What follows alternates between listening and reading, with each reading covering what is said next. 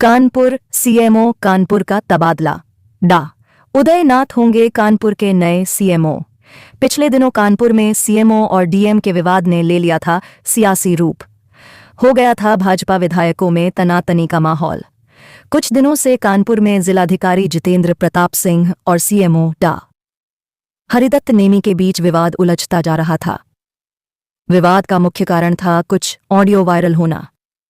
DM ने जहां शासन को सीएमओ को हटाने के लिए पत्र लिखा था, वहीं विधानसभा अध्यक्ष सतीश महाना ने डिप्टी सीएम व चिकित्सा स्वास्थ्य मंत्री बृजेश पाठक को पत्र लिखकर डाक के तौर भेजूंगा तो देर हो ही जाएगी। पर्सनली आदमी लेके जा रहा है, पर्सनली लेके आ रहा है, तो उसमें काय की देरी है। तो ऐसा कुछ नहीं है, जो मेरे पे चार्जेस लगाए गए हैं। और जो डॉक्टर्स वाली बात है कि 9 डॉक्टर्स की मैंने ट्रांसफ़र किया, आप समझ लीजिए। आरएन सिंह को हमने जेल भेजा, जेल से उसे पुलिस लाइन भेज दिया। जो डॉक्टर वहाँ से हटाया था उसको वहीं कर दिया। अब ये 9 बार कैसे हो गया, ये भी समझ से बाहर है। फिर जो सुबोध कुमार यादव हैं, उनको केवल वहाँ से उठा के डीटीओ बना दिया, और वो डीटीओ ही है। तो किसी का 9 बार नहीं हुआ है। एक डॉक्टर का एक जगह से वहाँ गया, उसके बाद छुट्टी। लेकिन जब वहाँ से वापसी हुआ है तो आरएन सिंह का केवल एक कैंसिल हुआ, एक बार गया, एक बार कैंसिल हुआ, एक बार यहाँ हो गया, बस। एक लास्ट अभी देखिए, जैसे मैंने अपने प्रमुख सचिव सर से अपनी पीड़ा रखी थी, तो उन्होंने मुझसे एक ही बात कही थी, यार तुम मेरे अंडर में आते हो, तुम मैं बताओ, मैं तुम्हारा तो कुछ भी कर सकता हूँ, तुम जहाँ चाहो वहाँ कर दूंगा। मैंने कहा सर अच्छा। उन्होंने कहा भी था मुझसे कि ज़रा सोच समझ के बता देना। मैंने उनसे टाइम लिया था, लेकिन मैं काम कर रहा था, अच्छे काम किए मैंने, आप लोग सब जानते हो। मैंने अच्छा किया बुरा किया तो पब्लिक बताएगी, आप लोग बताएंगे। मेरे समझ से मैंने अच्छा किया, मैंने कोशिश की कि पब्लिक को कहीं बुराई ना हो। जो भी मेरे पास शिकायत लेके आया, मैंने तुरंत उसका निस्तारण भी किया है, उनकी हेल्प भी की है, हर किसी के मैंने हेल्प किया। लेकिन क्या हुआ है कि अब मैं क्या कह सकता हूँ, बट ये ना तो मैं डिमांड पूरी कर पाया डीएम साहब की, और ना मैं उनके जो उन्होंने वैसे मुझे जो काम बताए, मैंने काम बराबर किए, बराबर करके उनको इन्फॉर्म भी किया है। लेकिन उर्सला मेरे अंडर में नहीं आता, वहाँ पे डायरेक्टर बैठते हैं, मुझसे 2 लेवल सीनियर है। काशीराम में मेरे बराबर के बैठे हुए सीएमएस बैठते हैं, उनका काम है कि वो वहाँ की व्यवस्था को सुधारेंगे। डफरिन की व्यवस्था वो लेवल 5 की बैठते हैं, वो अपनी सुधारेंगे। मैं नोडल हूँ, मेरा काम ये है कि कहीं से भी कोई वो मांगी जाती है रिपोर्ट, तो मैं उनसे कलेक्ट करके उसको कंपाइल करके ज़रूर दे देता हूँ। लेकिन वहाँ पर उनकी बराबर की जिम्मेदारी है। हैलट की कोई शिकायत होती है तो वो प्रिंसिपल हैं, काला साहब हैं, मैं उनको भेजता हूँ, उनसे रिपोर्ट लेके देता हूँ। यही मैंने किया है, बराबर किया है।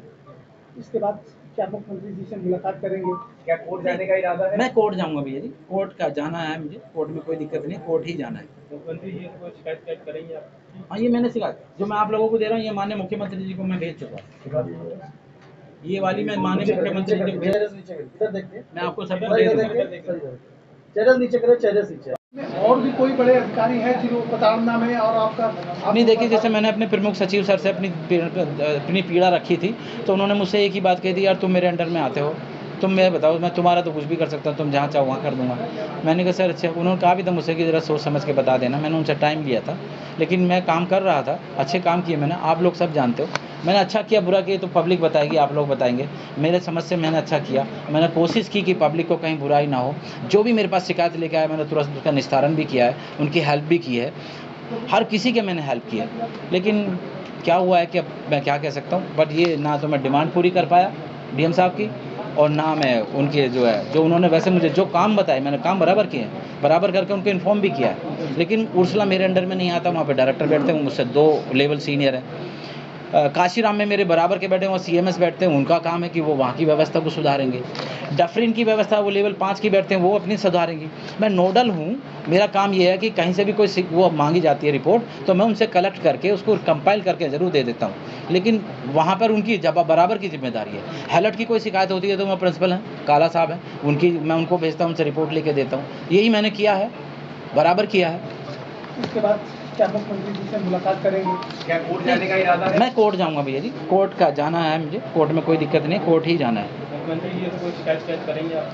हाँ, ये मैंने शिकायत जो मैं आप लोगों को दे रहा हूँ, ये माननीय मुख्यमंत्री जी को मैं भेज चुका हूँ। ये वाली मैं माननीय मुख्यमंत्री जी को भेज चुका हूँ। इधर देखिए, मैं आपको सबको दे दूँगा। चेहरे नीचे करें, चेहरे नीचे। मैं आपको दे दूंगा सभी को, ये मैं माननीय मुख्यमंत्री जी को भेज चुका हूँ। जो डीएम साहब ने मेरे खिलाफ चिट्ठी लिख के भेजी थी, वो वही भाषा है, वही भाषा है। अब आप बताइए कि वही भाषा बाहर कैसे चलेगी? भाई कैसे कोई भी मान ले, मैं किसी मानने को बुरा नहीं कहना चाहूँगा, पर वो वही भाषा इधर उधर भेज दी गई जो इन्होंने मेरे खिलाफ लिख के भेजा था, उसका मैंने जवाब दे दिया है। वो प्रॉपरली पेपर में निकली, 3 पेपर में निकलती है। ये तो डीआईओ उस समय के थे, यही थे मेरे ख्याल से, जो अभी ट्रांसफ़र हुए हैं यहाँ से, बिल्कुल यही। और हम क्या करते हैं कि उसकी विज्ञप्ति बना के 3 पेपर में निकलवाते हैं। 3 होता है, जैसे बड़े-बड़े पेपर होते हैं, दैनिक जागरण, अमर उजाला, हिंदुस्तान। छोटे पेपर में भी नहीं भेजते, और वो हम तो एक चिट्ठी भेजते हैं, वो अपने यहाँ से भेज देते हैं, वहाँ से बिल लग के आता है, उनका पेमेंट हो जाता है। तीनों पेपर में निकली है और एनआईसी की वेबसाइट पे भी लोड हुई है। और जो भी प्रक्रिया हुई है, सीडीओ उसमें अध्यक्ष थी, सीडीओ की अध्यक्षता में बराबर चला है।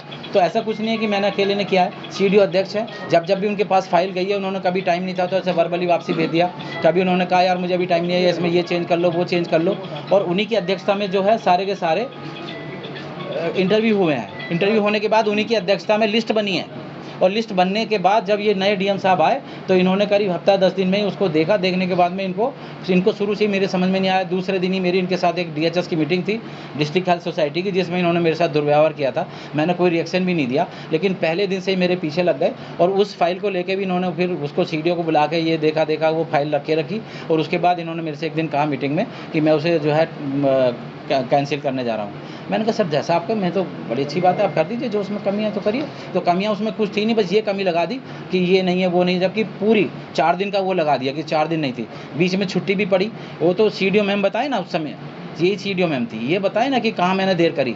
फाइल बराबर जा रही है, आप वर्बली बोल दे रहे हो कि अभी कल लेके आना, परसों लेके आना, फिर आपने कहा कि इसमें ये चेंज कर लाओ। मैं नहीं लेके जाता था, मेरा डीपीएम जो है ना, जो डीपीएम यूनिट में डीपीएम है अश्वनी, डीपीएमयू में एक डीपीएम होता है, डिस्ट्रिक्ट प्लानिंग मैनेजर, वो उसे बराबर फाइल को इनके यहाँ बाई हैंड लेके गया। ऐसा भी नहीं कि देर करी हो, या हम जैसे वहाँ छोड़ के चले आए, या हमने किसी उसके थ्रू भेजा हो।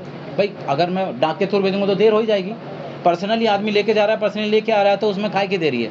तो ऐसा कुछ नहीं है, जो मेरे पे चार्जेस लगाए गए हैं। और जो डॉक्टर्स वाली बात है कि 9 डॉक्टर्स की मैंने ट्रांसफ़र किया, आप समझ लीजिए। आरएन सिंह को हमने जेल भेजा, जेल से उसे पुलिस लाइन भेज दिया, जो डॉक्टर वहाँ से हटाया था उसको वहीं कर दिया। अब ये 9 बार कैसे हो गया, ये भी समझ से बाहर है। जो सुबोध कुमार यादव हैं, उनको केवल वहाँ से उठा के डीटीओ बना दिया, और वो डीटीओ ही है। तो किसी का 9 बार नहीं हुआ है। एक डॉक्टर का एक जगह से वहाँ गया, उसके बाद छुट्टी, लेकिन जब वहाँ से वापसी हुआ है तो आरएन सिंह का केवल एक कैंसिल हुआ, एक बार गया, एक बार कैंसिल हुआ, एक बार यहाँ हो गया, बस। नहीं सर, एक लास्ट